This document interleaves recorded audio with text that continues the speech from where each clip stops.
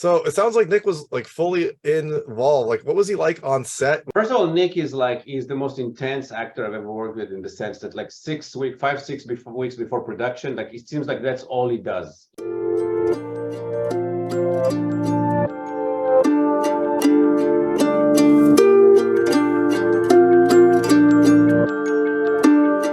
Hey everyone, this is David Starr from Watcher Pass. Today I'm talking to Yuval Adler, the director of Sympathy for the Devil, which comes to theaters on July 28, 2023. I'm going to talk to him right now, and while you're watching, if you can like and subscribe to this channel, that would be fantastic. I'll say that a lot. Thank you. All right, so thanks so much for joining me. Today I've got Yuval Adler, the director of Sympathy for the Devil, which comes to theaters on July 28, 2023. It is just a wonderful, tense indie gem. It was such a fun surprise to see. It has this really great style, it has a really great performance by Nic Cage, and some interesting twists along the way. So I'm really excited to get started. I'm really excited to talk to you, and thanks so much for joining me. Thanks, man. Of course. So first question, how did you find this movie? Like, how did you get involved in this film? Oh, that's actually a funny story. 10 years ago, I had my breakthrough film, Israeli film called Bethlehem, and I had this moment in Hollywood when you read scripts, when they send you, the agent sends you 10,000 scripts, and most of them are horrible. They're like horrible, right? And then I had one or two I liked, and this is one of them. And I pitched myself, tried to get a job, couldn't get it. The producer didn't give it to me. He said, no, good pitch, but no. And every few years, I would check if Sympathy is made. I would I'll go on IMDb. What about Sympathy? It's not made. It's not made. And I would send an email to the producer every 3 years. We were friendly. I was like, what about Sympathy? Oh, it's here, it's there. We're waiting. The actor, we're trying. 8 years later, I sent my email. I remember to send an email, and they said, we lost the right. We don't have it anymore. It went back to the writer. So I'm like, really interesting, And I'm calling the writer myself. I get his number from my agent, and I'm calling him, and I convinced him to sell it to me, to sell me the right to an option on the script for a year, which was all they agreed on. And my manager said, how are you going to make a film in a year? It takes $1 million. It's not realistic, but I did it.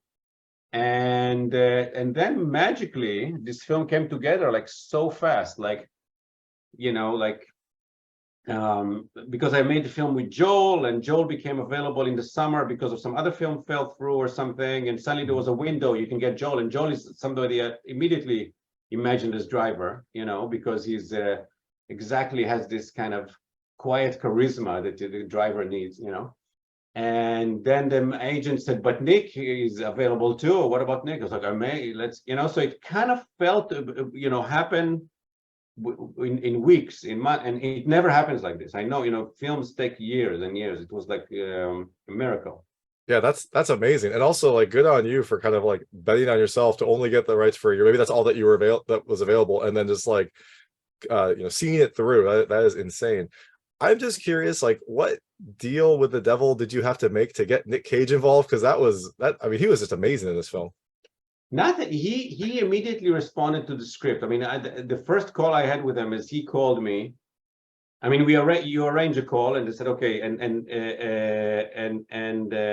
Nick will call you, Thursday at whatever. So I talked to him for the first time, and this is only 2 months before. That was very tense. The amount of time was very short, and he says to me, listen, I really like this script, and I read about you when because I have a background in philosophy. I studied philosophy many years. So I read about you, and I want to go really ontological with this film. I want it to be like Milton, like the guy's coming from another realm. And I was like, yes, that's exactly what I was thinking, whatever. It's kind of a pulpy thriller, but there's also this kind of, you can put some big stuff in there, and we immediately connected on that, There's even a line from Milton in the trailer now. Oh, nice. If you notice it.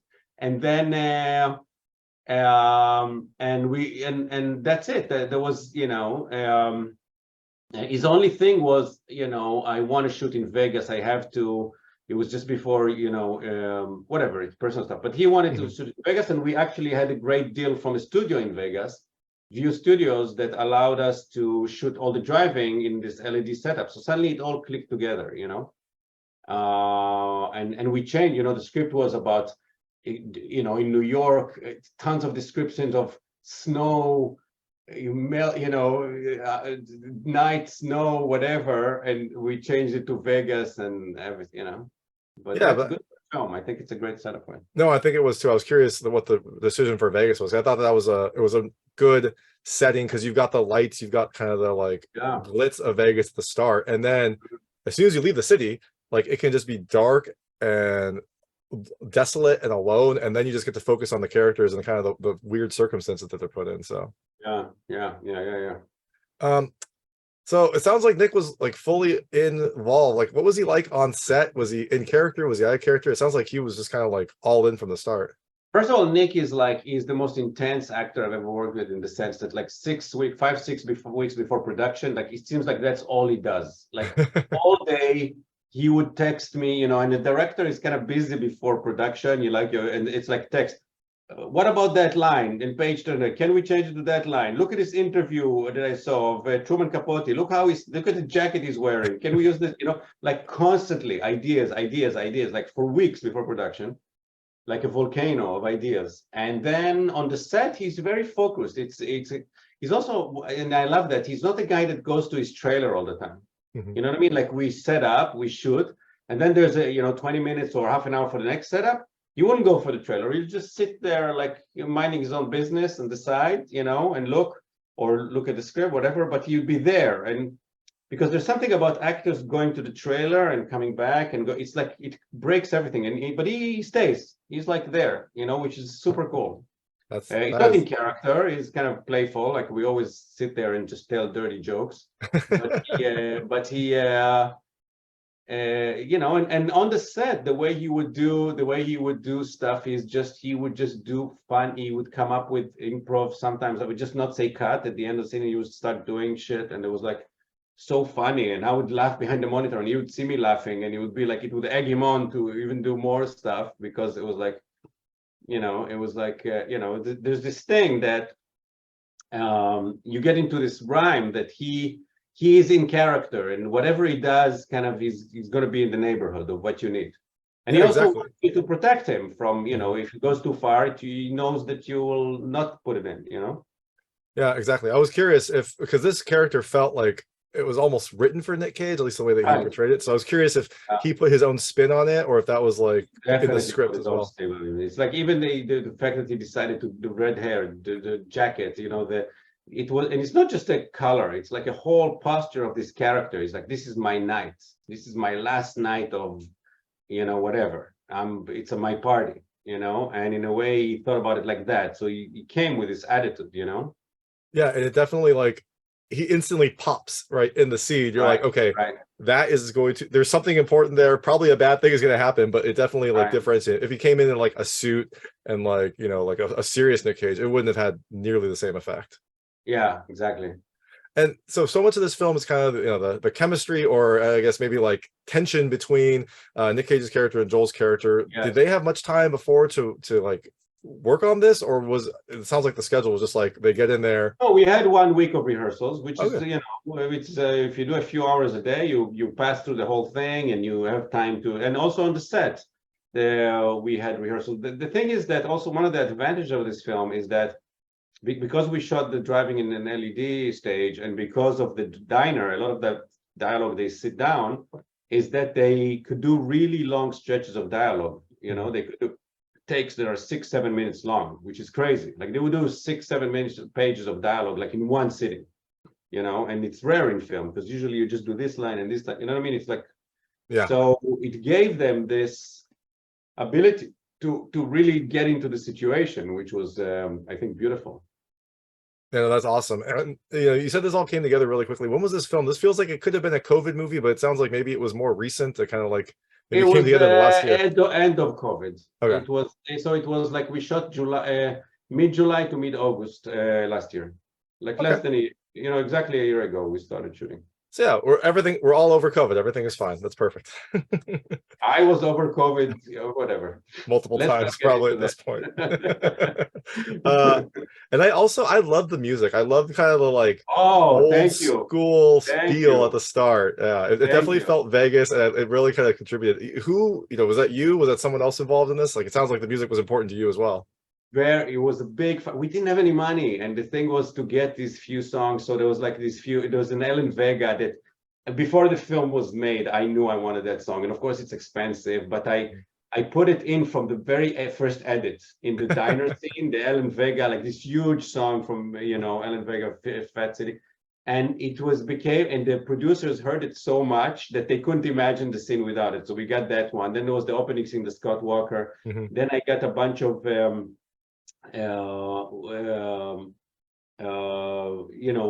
more minor artists, but very specific. And then we had to just pay for generic stuff, the cheap stuff to come in between. But it was all very precise, and it was very hard. I mean, the producers really had to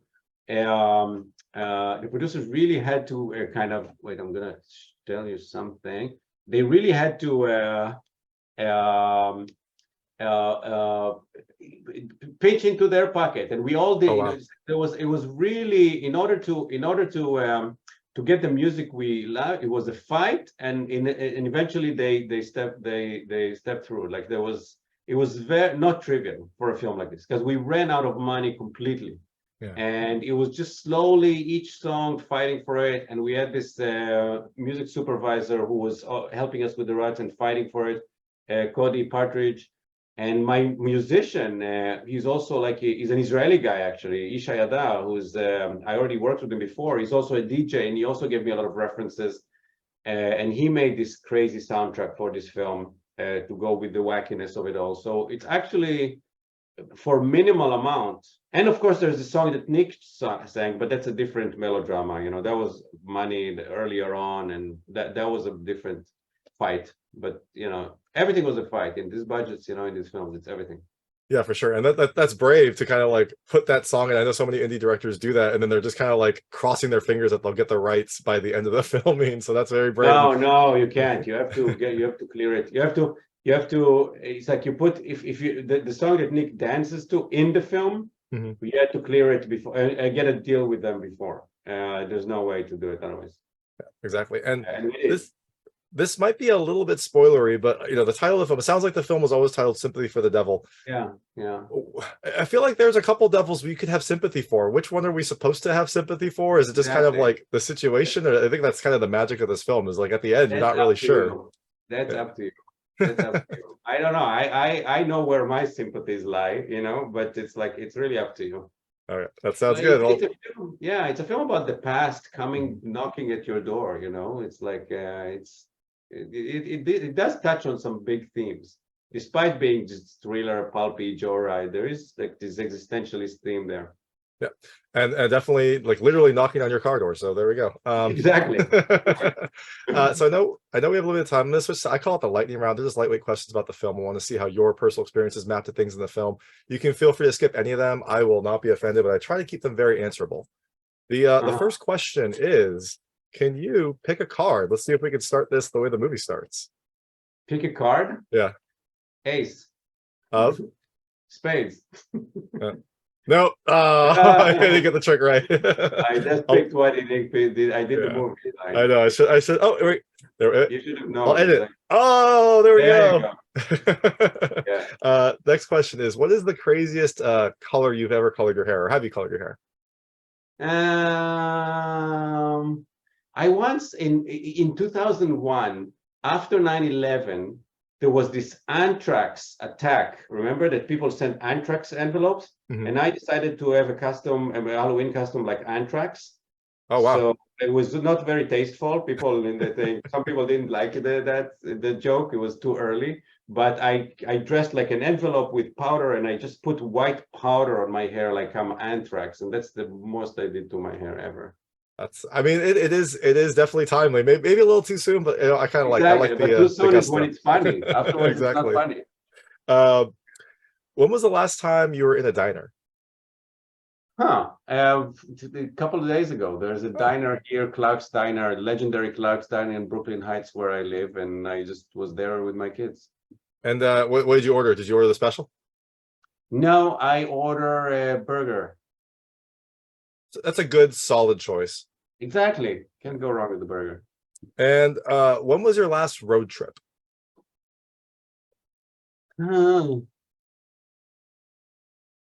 I don't a long time ago. The cell phone killed the road trip movie. So why should I do road trips if there's no more road trip movies? Yeah, you're not wrong. It does take a lot. It's a lot less effort to FaceTime someone than to drive across the country with them. No, but you're not already like this idea that in a road trip you're like out there and there's no, you know what I mean? Like in all the movies are predicated on you being disconnected. That's it. You can't, you're always connected. So it's not really a road trip anymore. Yeah, that's a good point. Do you have a lucky rabbit's foot? No. Okay. And this might be a little heavy, so you could definitely skip this one if you don't want to, but have you ever had something happen to you that you thought was because of karma, like karmic justice or, karmic retribution? Everything that happens to me, everything. It's not even like one, it's everything. And actually I had a conversation with Nick.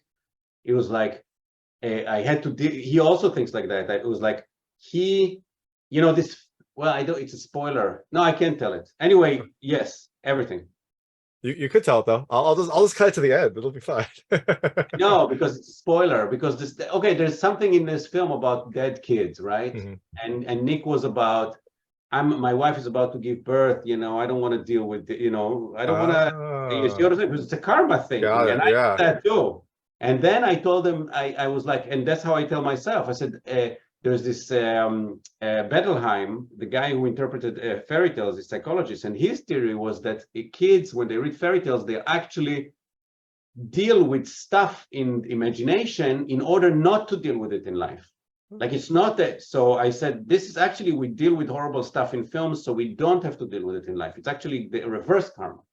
So it's balancing it out, balancing out. It's not like if you do a film about shitty dark stuff, it's going to happen to you in life. It's actually the opposite, maybe. So we try to convince ourselves of that before making the film. But I totally believe in karma. Yeah, that's a great explanation. That's a necessary explanation too. But that's a great explanation. Yeah.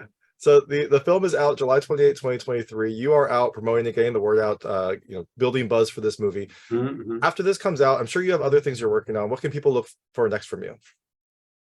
I'm working on I have two scripts. One script I have is, I have a really weird, diverse project. One is an erotic, a paranoid thriller set in New York about a husband and wife, where the husband sees his wife doing on a security camera something unspeakably dirty, but then he doesn't know if it's his wife or a deep fake. She denies it and he doesn't know. And it's all about their marriage. It's a dark comedy, a detective dark comedy. Then I'm trying to write an adaptation for the Book of Job, also to be shot in an LED stage in Vegas. And then I'm developing a international industrial espionage show, something from my Israeli background, like Israeli family that traffics in and intelligence capabilities and military capability that are for sale. Because this is what Israelis do now. They, there's no more. They export this stuff.